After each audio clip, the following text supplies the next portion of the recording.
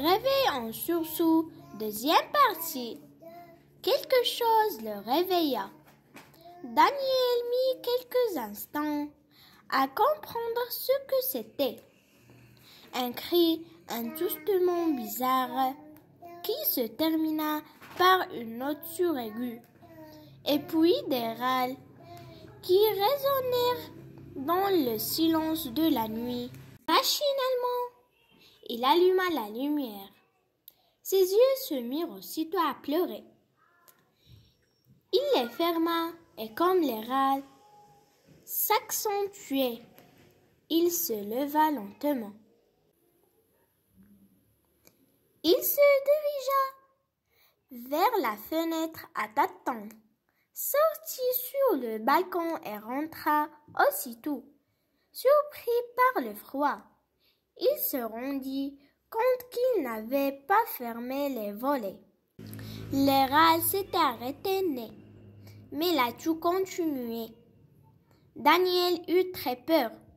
Quelqu'un s'était peut-être blessé. Il se demanda ce qu'il devait faire. Il voulut appeler, mais il se ravisa. Il ne savait même pas quelle heure il était. L'homme avait donné plusieurs coups de couteau, espérant qu'au moins l'un d'eux serait mortel. Il n'avait pu s'empêcher de tousser encore. Et une lumière s'était allumée dans l'immeuble d'en face. Un gamin était apparu sur un balcon. L'homme s'était aussitôt rejeté en arrière derrière un pilier, entraînant avec lui le corps inerte de Christian Franval. Il devait s'empêcher de tousser à nouveau et s'étouffer presque. Le gosse était vite rentré dans l'appartement. L'homme avait laissé tomber le corps de sa victime et s'était précipité vers sa voiture. Daniel entendit une voiture démarrer. C'était stupide. Il avait trop d'imagination. Il n'était pas dans un polar. Il n'avait qu'à se recoucher et dormir. Il devait déjà être très tard. Il n'y avait jamais personne dans le quartier la nuit, mais si quelqu'un souffrait là dehors, à quelques mètres de lui, Daniel rassembla tout son courage et tâtonna jusqu'au téléphone.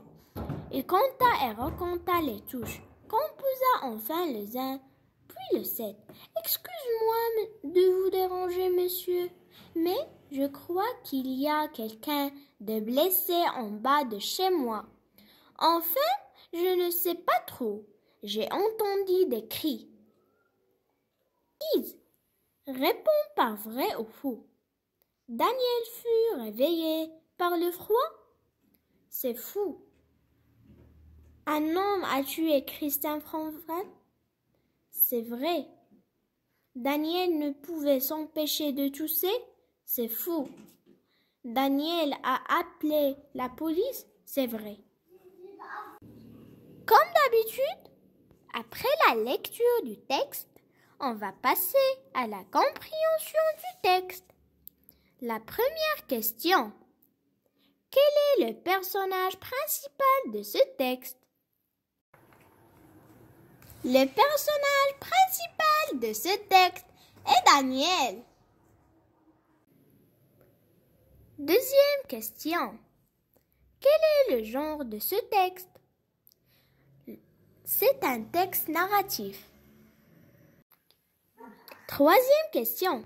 Qui est-ce qui réveille Daniel?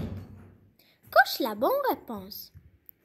Un bruit ou un cri et un toussement ou une musique?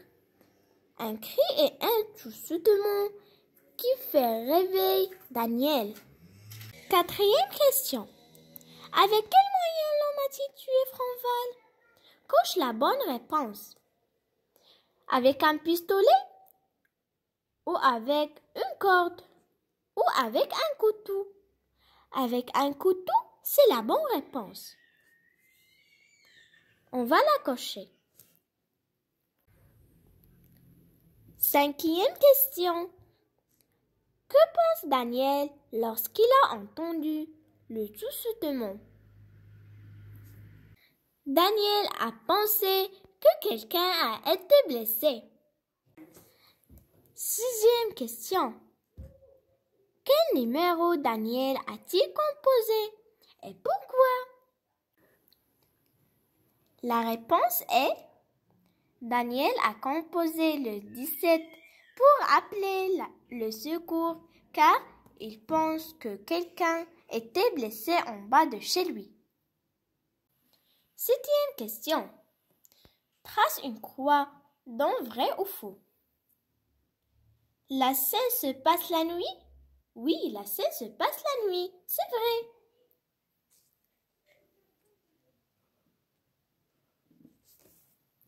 Daniel se dirigea directement vers la porte de la maison? Non, Daniel n'a pas dirigé directement vers la porte de la maison, c'est fou. Daniel avait peur? Oui, Daniel avait peur, c'est vrai. Daniel n'a appelé personne? Non, Daniel a appelé la police, c'est fou. 8e question. Relève du texte 2 phrases qui montrent la peur. Les 2 phrases qui montrent la peur dans ce texte est la phrase A. Il se dirigea vers la fenêtre à tâtons. La phrase B. Des râles qui résonnèrent dans le silence de la nuit.